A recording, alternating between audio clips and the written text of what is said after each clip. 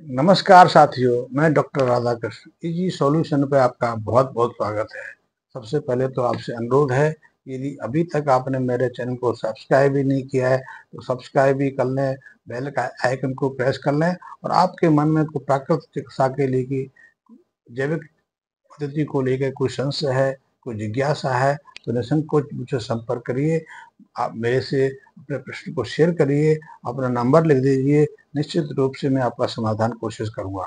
आप यदि बागवानी करते हैं, आपने अपने खेतों में, अपने गार्डन्स में आम, अमरूद, संतरा, केले, पपीता आदि के पेड़ लगाए हुए हैं, खास करके बात मैं करूँगा सरसों, सेब की।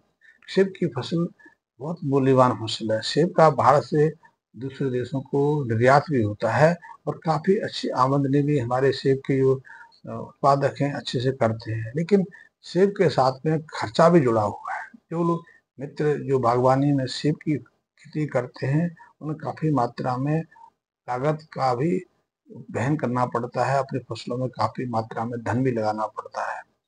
ये अवश्य है कि सेब का पेड़ कई वर्षों तक एक बार यदि आप रोक दिया तो सेवा देता रहता है, लेकिन उसकी उत्पादकता में, उसके स्वास्थ्य को हमें बहुत संभाल के रखना पड़ता है। हमें नियमित रूप से उसमें कई तरह के खादों का प्रयोग करना पड़ता है।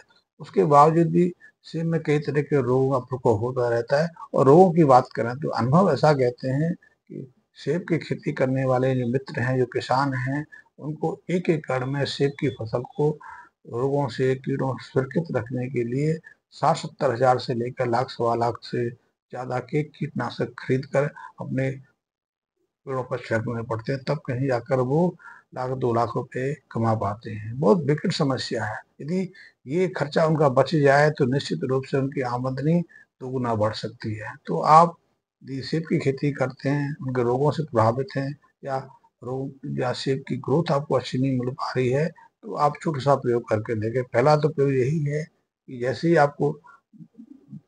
ही आपके सेब के पेड़ों पर फ्लावरिंग की दिखाई दें, फूल आने शुरू हों, तो एक स्वनिर्मित आप एक स्प्रे तैयार कर लें, उसका छिड़काव शुरू कर दें।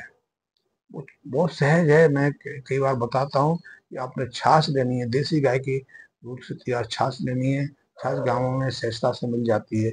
सेब की खेती भी ज़्यादातर हम पहाड़ी क्षेत्रों में करते हैं। अब तो उत्तराखंड के भी कुछ भागों में सेब की फसल होने लगी है।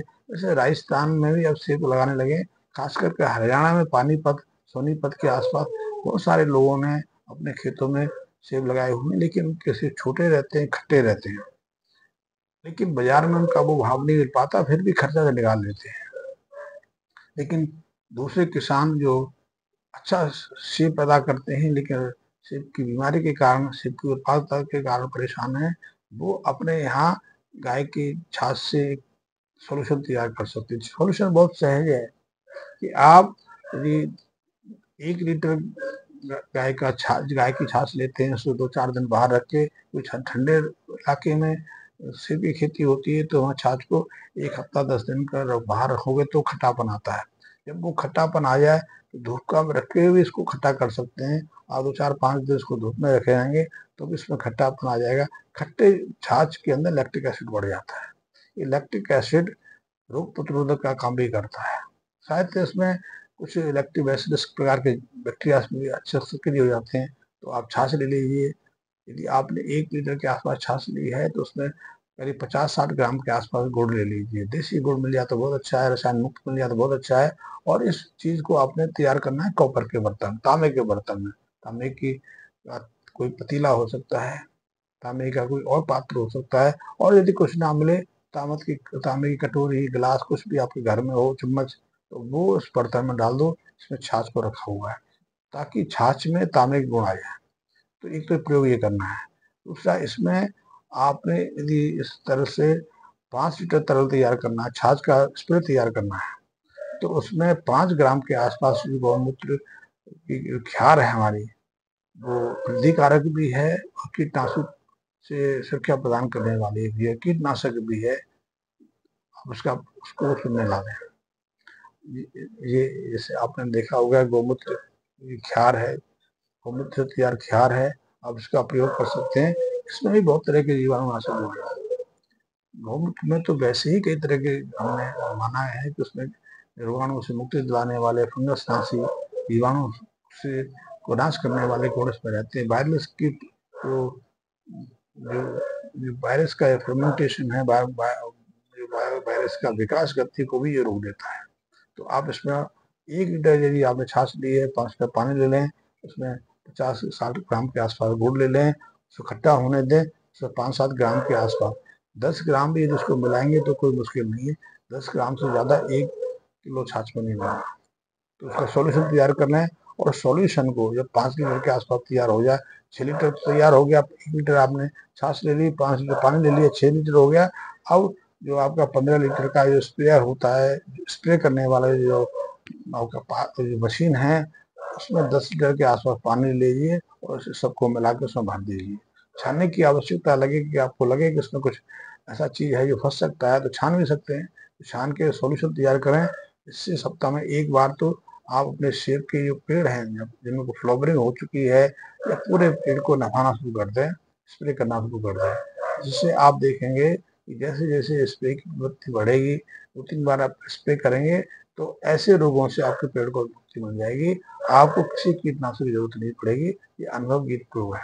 दूसरा, आप सेब की यदि प्रथम बार बुआई करना चाह रहे हो, तो उस मिट्टी में आपने करीब 50 ग्राम के आसपास, करीब पहले तो आप 5-7-10 किलो के आसपास गोबर का सड़ा गड़ा खाद ले लो। वो ना मिले, वर्मी कंपोस्ट ले लो। वो ना मिले तो आप कोकोपीट होता है वो ले लो।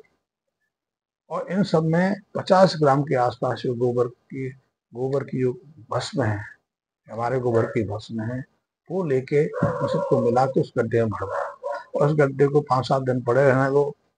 10 दिन के बाद जब वो तैयार हो जाए, उससे पौधा लगाओ।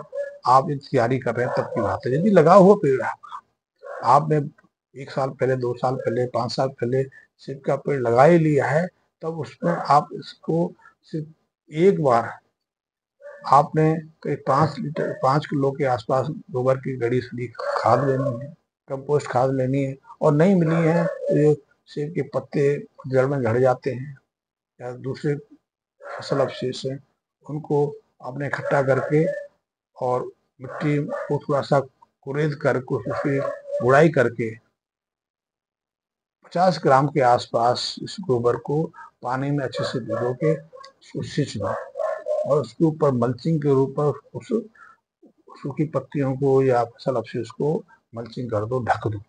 ये करना है। और इसका प्रयोग फिर 25 ग्राम के आसपास प्रति पेड़ आपने हर हफ्ते करना है, और इसको निरंतर आपने 3-4-5 महीने तक करता है। लेकिन 25 ग्राम की मात्रा बहुत सफिशियंट है। इसको जल में भिगोना है।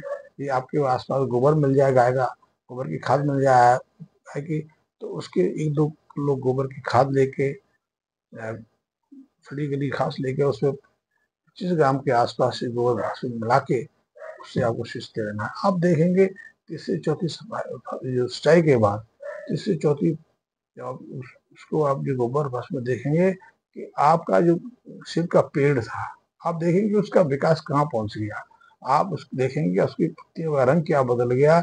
आप देखेंगे कि जो समय पर उसमें फलें फ्लावरिंग होगी, फूल आएंगे, तो उन फूलों की संख्या देख के विस्मित हो जाएंगे। आपको निश्चित रूप से पहले की फ्लावरिंग में और इस बार की फ्लावरिंग निश्चित बदलाव दिखाई देगा। कम से कम डबल फ्लावरिंग तो होगी होगी।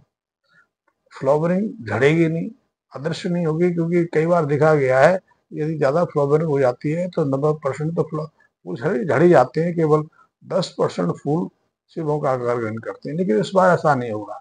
इस बार यदि आप देखेंगे कि 100% फूल आप आए हैं, तो 80-85% तो उसमें से झड़ेंगे नहीं। जो उत्पादकता है 15 से 20% बढ़ेगी। यदि पिछली बार आपके सेब के पेड़ ने आपको 40 किलो सेब दिए थे, तो निश्चित इस बार 60-70 किलो तो सेब मिलेंगे। साथ ही सेब का आकार बढ़ जाएगा। आप सेब की गंध देखेंगे तो गंध में पहले सेबों की तुलना में आपको बेहतरी नजर आएगी, निश्चित बदलाव दिखाई देगा। सेब के अंदर जो जो पानी की दर है वो बढ़ जाएगी। अन्यथा आप देखते हैं कि बहुत जगह के सेब सूखे सूखे से रहते हैं, फुसफुस से रहते हैं।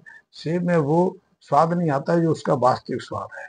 तो आप देखेंगे कि मात्र इस गोबर भस्म के प्रयोग से आप 3-4 बार जब सिंचाई दे देंगे, जो सेब आएंगे उसके आकार में, उसके गंध में, उसके स्वाद में निश्चित बदलाव आएगा।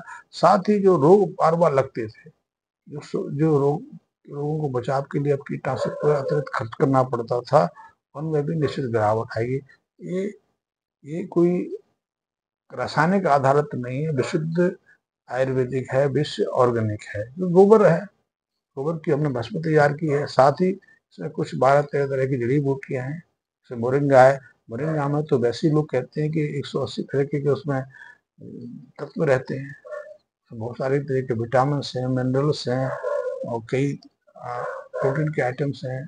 तो वो सब जो आप उसका प्रयोग इस भस्म के साथ में करते हैं तो वो सारे तत्व मिल जाते हैं। एलोवेरा प्रयोग किया हमने, पुनर्वा मूल का प्रयोग किया है, नीम का प्रयोग किया है, हमने जामुन की जो पत्ती है उनका प्रयोग किया है। ऐसे 12-13 हमने जो वनस्पतियां चुनी हैं और सबको इसमें मिला है। इस गोबर भस्म में हमने एक चीज और मिलाई है, वो बहुत महत्वपूर्ण है। कभी कभी मैं इस बात को बताना भूल जाता हूँ। सीवीड्स, जो समुद्री नील काय होती है, उसका भस्म भी है। उसमें भी बहुत सारे तरीके के पोषक तत्व रहते हैं। इन सब का लाभ आपके पेड़ को मिलने वाला है।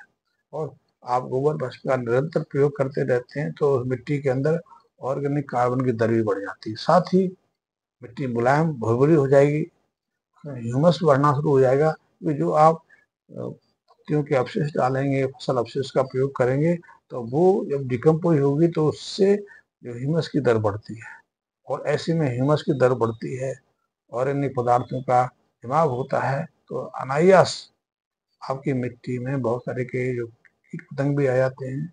और बहुत आप देखेंगे कि उसमें अर्थवर्म भी विकसित होने लग जाते हैं। अर्थवर्म यदि मिट्टी में आ जाए तो मिट्टी की उत्पादकता स्वतः उत्पन्न होती चली जाती है। फिर आप किसी खाद की आसानी कर सकते हैं, बिना खाद के भी आप प्राकृतिक खेती ले पाते हैं। क्योंकि आपने अपने खेतों में खाद उत्पादक मशीन ही पैदा कर दी। वो आपके जो केंचुए हैं दिन रात खाद बनाने में लगे रहते हैं, क्योंकि उनका काम ही यही है, मिट्टी का सेवन करना, मिट्टी को उल्टी करना, मिट्टी को मल द्वार से निकालना। जो पाचित मिट्टी मल द्वार से निकालते हैं या बवन के रूप में बाहर करते हैं, वो खाद है। उसमें पोषक तत्वों की दर अनायास बढ़ जाती है। और उनके अंदर जो केंचुआ है उसके एलिमेंट ट्रैक्ट में बहुत तरह के एंजाइम्स रहते हैं, वो उसमें आके मिल के आते हैं, तो मिट्टी एकदम बारीक हो जाती है और उसमें बहुत सारे पोषक तत्वों की मात्रा बढ़ जाती है। देखा गया है कि हम सीधे सीधे गोबर की बात करें तो गोबर में यदि नाइट्रोजन की दर 1 से 1.5% है, वही नाइट्रोजन हमारा जो जो केंचुआ मुंह से निकालता है या मल द्वार से बाहर निकालता है, तो उसी केंचुए की उसी नाइट्रोजन की दर 2.5 से 3% के आसपास बढ़ जाती है। अन्य पोषक तत्वों की वृद्धि भी इसी दर से होती है। तो यदि आपने केंचुओं की संख्या में वृद्धि कर ली तो केंचुओं से बड़ी उद्योग तो कोई है नहीं प्राकृतिक जो रसायन तैयार करने की। तो फिर ऐसे में हमको किसी चीज की जरूरत नहीं पड़ती है, क्योंकि हमारा मिट्टी इतने पोषक तत्वों से भरपूर हो जाती है। तो गोबर घनशक्ति का बहुत प्रयोग है। गोबर घनशक्ति की जगह आप सीधे सीधे गोबर की सड़ी गली खाद का प्रयोग भी कर सकते हैं। आप गोबर खाद का प्रयोग करेंगे तो वही से हो जाएगा। गौमूत्र का प्रयोग कर सकते हैं, जैसे कि मैं पहले वीडियो में बताया, आप उस चीज को देख सकते हैं। धन्यवाद मित्रों।